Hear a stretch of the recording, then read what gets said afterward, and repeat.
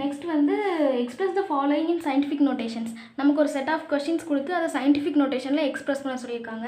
இது எப்படி பண்ணுறதுன்னு ஆல்ரெடி நீங்கள் சயின்டிஃபிக் நோட்டேஷன் தியரியில் படிச்சிருக்கலாம். பட் நான் உங்களுக்கு ஒரு சின்ன டெஃபினேஷன் கொடுத்துட்டு அதை ரிமைண்ட் பண்ணிவிட்டு நம்ம ப்ராப்ளம் சால்வ் பண்ணலாம். சயின்டிஃபிக் நோட்டேஷன் எப்போவுமே அதை எப்படி டேர்ம் பண்ணணும் அப்படின்னா c × 10⁻n இப்படி தான் டிஃபைன் பண்ணணும். இதில் சிங்கிறது என்னென்னா ஒரு நியூமரிக்கல் டிஜிட் டேர்ம். அது ஒரு எக்ஸாம்பிள் சியை நம்ம எப்படி எழுதலாம்னா 1.0 1.0லேருந்து 1.1 1.2 இப்படி ஃபுல்லாக எழுதலாம். 9.9 வரைக்கும் எழுதலாம். ஓகேவா? அதாவது 0 பாயிண்ட்டுன்னு வரக்கூடாது. டெசிமலில் 1 பாயிண்ட்லேருந்து வரணும் அப் டு 9.9 வரை. தென் 10⁻n இதில் என்னங்கிறது என்ன எக்ஸ்பொனண்ட்டை குறிக்குது அப்படின்னா இது வந்து ஒரு எக்ஸ்பொனண்ட். இதை எப்படி எழுதலாங்கிறதுக்கு சர்டன் ரூல்ஸ் இருக்குது. அதாவது 2 ரூல்ஸ் இருக்குது. அது என்னென்னா இப்போ ஒரு நம்பர் நம்ம இந்த ப்ராப்ளம்லேயே பார்க்கலாமே 0.0048ன்னு இருக்குது. ஃபஸ்ட்டு நம்ம என்னது c × 10⁻n எழுதணும். சிங்கிறது டிஜிட்டம். ஸோ இதை நம்ம இதில் இருக்கிறது வந்து 4.8 இருக்கா. ஸோ நம்ம இதை வந்து 4.8ன்னு எழுதலாம். 4.8 × 10⁻. எக்ஸ்பொனண்ட் n எப்படி எழுதணும்னு பார்க்கலாம். முதல்ல இது 4.8 வரதுக்கு 1 2 3 டிஜிட் தள்ளி வந்திருக்கு. ஸோ அதுதான் எக்ஸ்பொனண்ட் 3. ஓகேவா?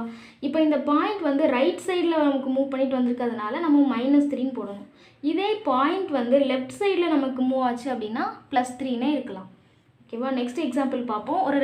இப்போது அகெயின் இது வந்து நெக்ஸ்ட் கொஷினில் பாருங்கள். இது ஹோல் நம்பராக இருக்குது. பாயிண்டில் டெசிமலில் இல்லை. ஸோ இந்த டிஜிட்டோட எண்டில் பாயிண்ட் இருக்கதான் நம்ம அசியூம் பண்ணிப்போம். 1 2 3 டிஜிட் தள்ளி பாயிண்ட் வரப்போகுது.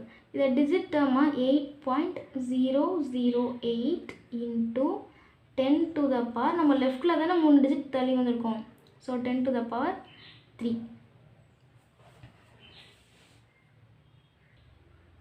Next 500 point. இது ஆல்ரெடி ஒரு டெசிமல் நம்பராக தான் இருக்குது. ஸோ இதை நம்ம எப்படி எழுதலாம்னா 5.00 5 எத்தனை டிஜிட் தள்ளி வந்திருக்கு? 2 டிஜிட் லெஃப்டில் தள்ளி வந்திருக்கு.